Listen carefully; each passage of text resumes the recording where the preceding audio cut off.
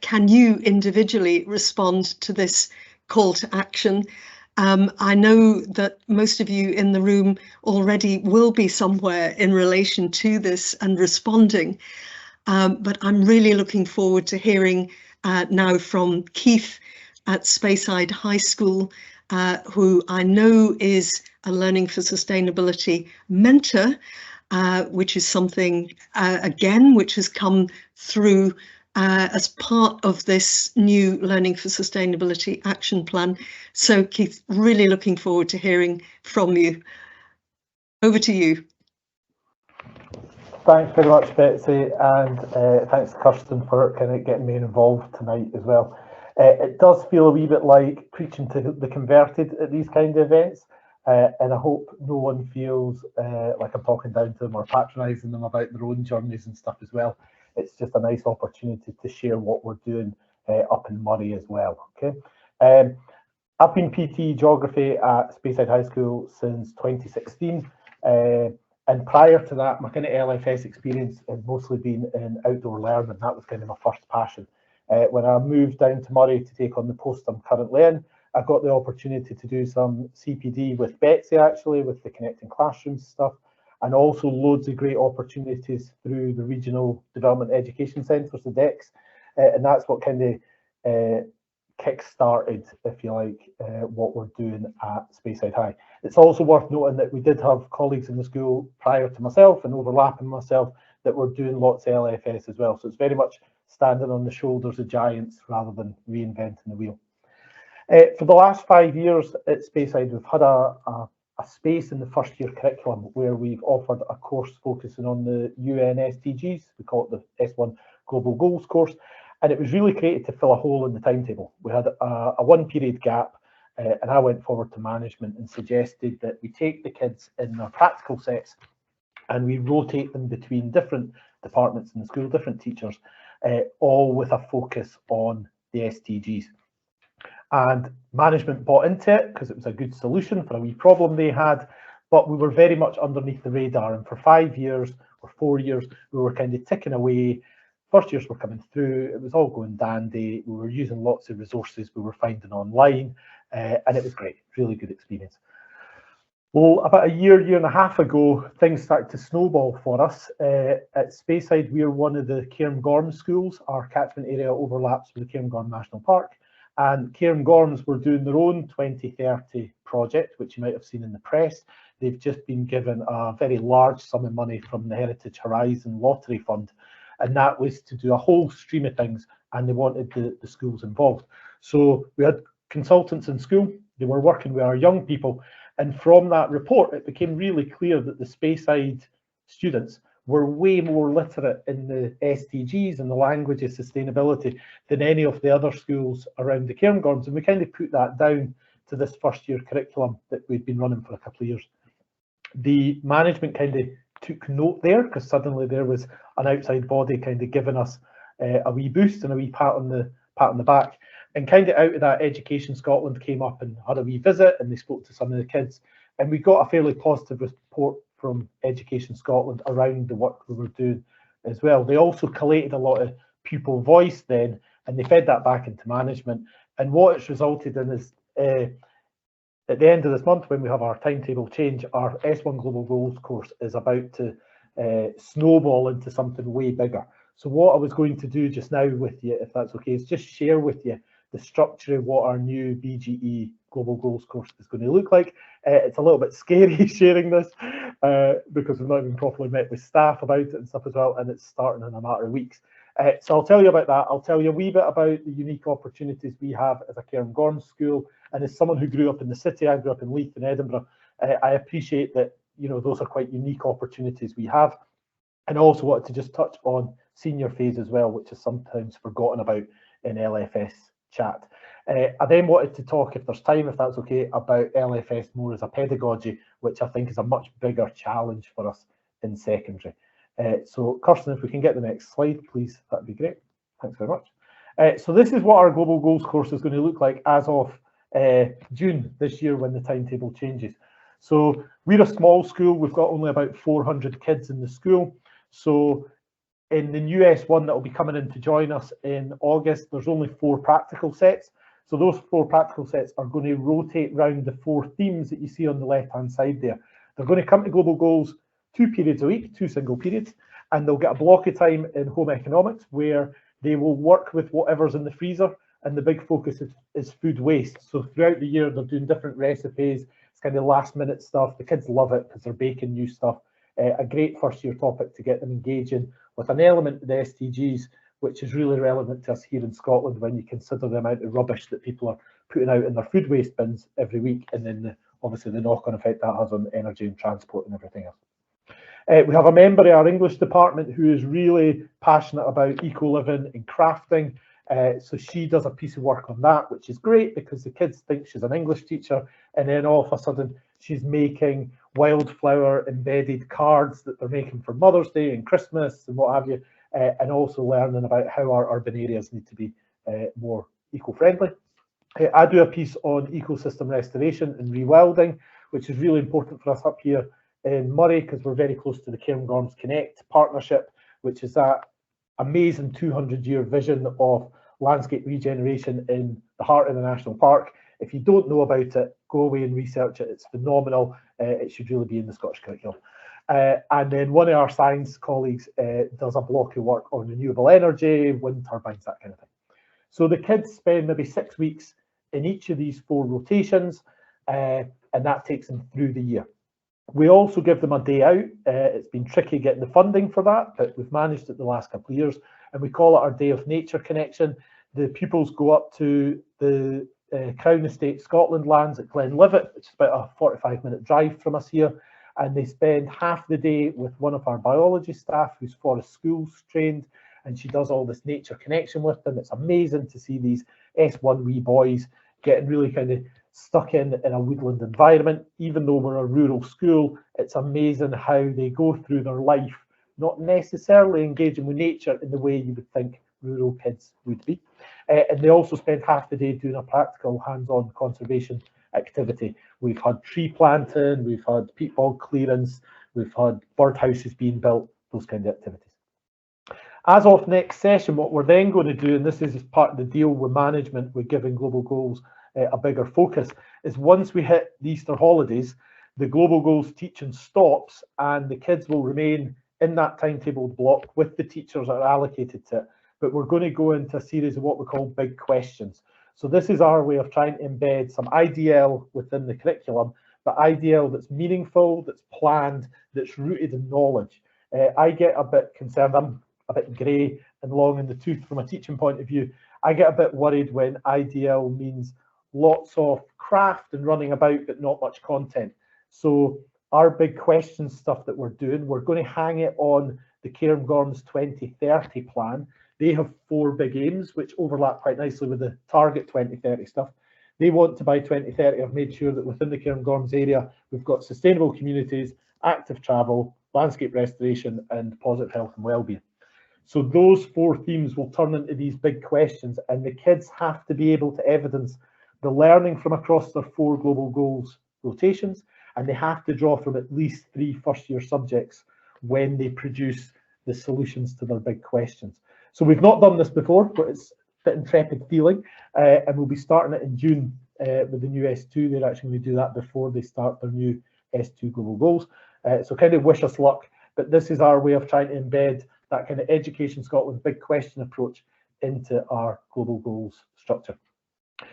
For the first time, our Global Goals is also going to go into S2, and what this has been brilliant for, and I say this particularly as a geography teacher, there's an awful lot of what goes on in LFS is deemed geography and biology, and I've been really keen for the rest of the school to realise that there's a whole social, economic side to LFS as well. So S2 Global Goals, which is going to be a double period a week, is going to focus on the themes that you can see on the right-hand side there. Our new S2 is a wee bit bigger, so there's 5 practical sets, and they're going to run through some anti-racist education stuff, which I'm super excited about. We've got myself and another colleague in the school have done the excellent Education Scotland Building Racial Literacies DLPL course. We're doing some nature connectivity. we're doing some mentors and violence prevention, some community first aid, and we're hopefully going to get crest awards out of the kids as well, focusing on energy and water stuff. So you can see the S2 is a real kind of step up in terms of content and in terms of pupil engagement. What we hope to do is, rather than have a day nature connection, we would have a day of volunteering for the kids when they're in S2. We've done that previously, and we want to bring it into this structure. And again, they'll finish in term 4 with our big questions approach. So that's our big LFS focus in the BGE. It's kind of nerve-wracking because it's obviously new for us, but we're excited about getting it started. Can we get the next slide, please, Kirsten? Thanks very much. For those of you that are teachers or school leaders, what we're kind of trying to do with the global goals is do what's listed there. We're trying to embed some KU around the SDGs. We're trying to involve as many departments and colleagues as possible to get ourselves out of our subject silos. And management are really keen that the global goals is used to evidence meta skills, numeracy and literacy across the curriculum, and give us that structured IDL. So if someone was to come knocking at the door from Education Scotland in a formal sense, we've got a structure there that's kind of nice in the BGE. But there is a big problem, and that big problem is that the people delivering global goals are fine with their LFS, but what about the rest of the school? And I think that is the big challenge for us in secondary. It's how do we bring everybody in our centres on board and not just those early practitioners that are kind of engaging with it. And I think that is a real challenge that I don't necessarily have any solutions for. Can we get the next slide, please, Kirsten? As a Cairngorm school, we get a couple of extra things, which is great. We run a junior ranger project, which is on at the moment, busy this week. The kids spend 5 days off timetable, just a small group of them, working with the Cairngorm National Park Authority and lots of local partners. So that's a huge part of our outdoor learning entitlement in school. But the only reason we can do it is the bill's picked up by the Cairngorm National Park. Like every other school, budgets are tight and it's really hard to get kids engaging with stuff. The Cairngorm's 2030 stuff is going to be a huge potential for us, and I'm really excited about how that's going to look in the next 5-6 years going forward. And what I'm trying to do personally is try and get some LFS embedded in the senior phase. So we're already about to offer the MPA in Climate Change and Sustainability at level 4, which is offered by the SQA. We've been doing the pilot for the Biodiversity Action course run by Keep Scotland Beautiful. And just in the last couple of weeks, I'm in discussions about getting the International Sustainability Diploma that's been developed by FIDA at Dollar Academy. We're looking at potentially piloting that at Speyside as well. And if we can do that, it means we've actually got a coherent message from the BGE right up into the senior phase. It is a challenge, and it's not guaranteed that it's going to work, but I think we have to try. We really have to kind of get our finger out. Kirsten, can we get the next slide, please? From a pedagogy point of view, some of the stuff we've been doing, as Betsy said earlier, I was one of the LFS peer mentors before Easter, and hopefully that programme will continue with Education Scotland. They're just kind of waiting to hear about funding. But what that allowed us to do, myself and a colleague in Speyside, we'd run a session for all the probationers in Moray to really try and get across that idea that LFS is not a topic, that it's a way of teaching. And that was brilliant. That was really effective. We also, I nipped into the ASG head teachers meeting for 10 minutes and gave a bit of a spiel.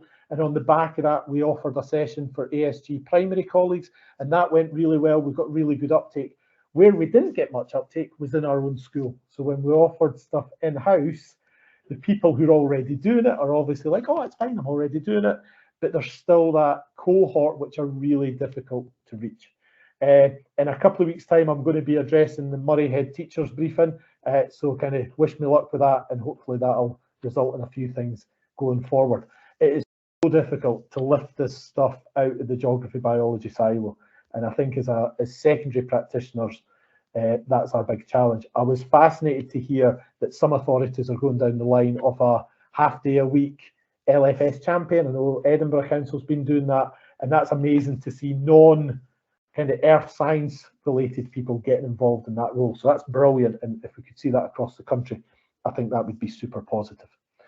Just as a kind of penultimate slide, a few things that I've learned over the years from doing this. I think we've got to make sure we hang on to our enthusiasm. We are on the right side of history here. I think when we look back in a couple of years' time, we'll realise that we were right to be pushing this all along. So important that we link up with other people. I've made so many mistakes over the last 5 years, and being able to share them and steal other folks' ideas is brilliant. That's what we need to be doing. But the real thing that's helped us is getting on the school development plan.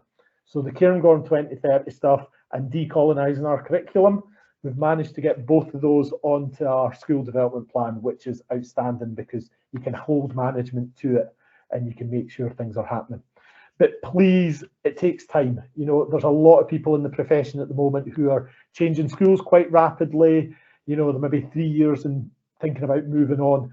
This really takes time. You really have to see it through with a cohort of kids, you know, and that's 6 years in the one set. And so if you can, commit the time to it and really let yourself embed it in what you're doing and try and bring your friends and colleagues along with you. I think the head, hand, heart stuff is a brilliant approach. Me and Susie hadn't spoke about this beforehand, so it's nice it's tying up. But I think, you know, we're doing pupil reflection sheets at the moment. We should be doing those reflection sheets around the head, hand, heart structure. You know, the idea of what have you learned, what skills have you got, and how do you feel about something? It's just perfect LFS in practice. The last thing I would say is, if it hadn't been for our first year kids being brilliant when the consultation was on with Cairngorm and being brilliant with Education Scotland when they came in, I don't think we'd be in a position to be doing the big global goals stuff this year. It's the pupil voice that management have really listened to. So get yourself a cohort of kids that speak well and are passionate and use them to motivate the decision makers in your school. As a last wee final thing, and I don't want to rub it in for schools that are struggling to do outdoor learning, I've got a last slide if Kirsten wants to stick it up. That was just yesterday. That was our 12 junior rangers heading out on their first day. They were doing some work on the Rothes Way, which is a path network, community path network that's linking in with the Speyside Way locally. The gentleman on the right hand side there is Keith Kingham, a local community volunteer who's in his 80s. He was doing some tree planting and flower planting with our S2 pupils, and that's one of the Cairngorm Rangers in the top left, sitting just underneath the Craigellachie Bridge, if you know it. That's the famous Telford Bridge that we've got locally, with the mighty Spey flowing behind, and they had a beautiful day. They were out removing an invasive species in snow today, so it's not always quite how it looks in those photos there. So Kirsten and Betsy, thanks again for giving me the opportunity. I'm more than happy to take questions or whatever at some stage, but thank you for listening. Cheers. I can't thank you enough for that. That was just so inspiring, but also real as well. I think some of the challenges that you mentioned about, you know, how do you involve everyone in the school? How do you get it out of that geography, biology silo? But then those hints of the more recent activities which have really responded because of pupil voice, and I think that's something that we've certainly heard from others too, that this is what students want. So I don't know if I haven't noticed any particular questions in the chat. Mrs. Harkus has said that it would be good if senior leadership team would sometimes lead from the front. Anyone want to ask a question or make a comment? Put your hand up or put it into the chat.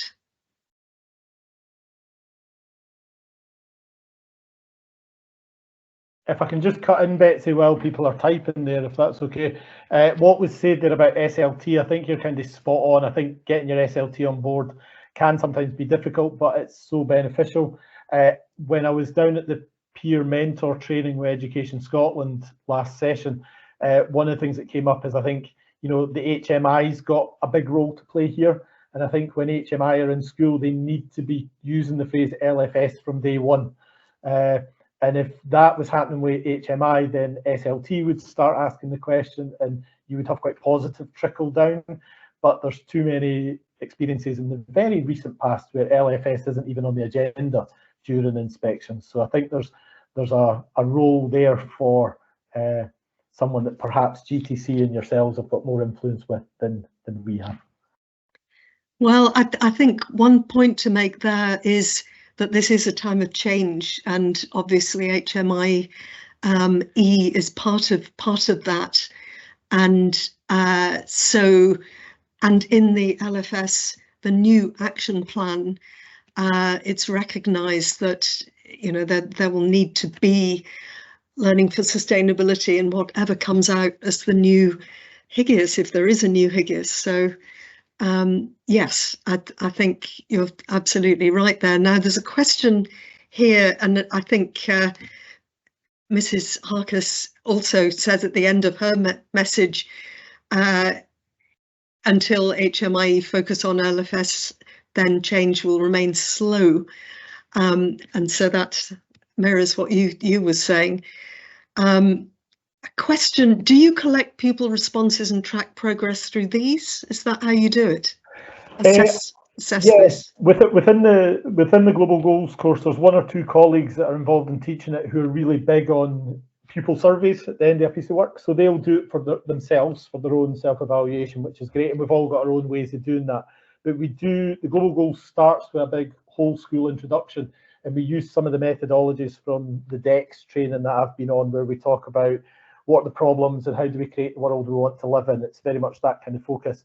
And towards the end, we get them to reflect back and use those same sheets again and think, right, has what you've learned help you get the skills to make a better world? And then we do classic kind of 2 stars and a wish. Keep it fairly simple. As of the next session going in, there is greater focus on us maybe evidencing things like the meta skills and evidencing literacy and numeracy. And you know what, if that's the bargaining chip for getting SLT on board, I'm more than happy to build that into our planning, because as I say, I think we're on the right side of history by pushing this. Great, thank you so much. I see Mr. Brown and is typing. Yeah. So is there a question here? Yes. A very positive message from Mr. Brown, essentially saying this really shows fantastic learner-centered design and real-world skills for making change, pupil voice being put into action. And that's exactly what you're demonstrating by what you're doing in S1 and S2, and trying to push further up in the school as well. So thank you very much indeed. And I think leading so well into our discussions now,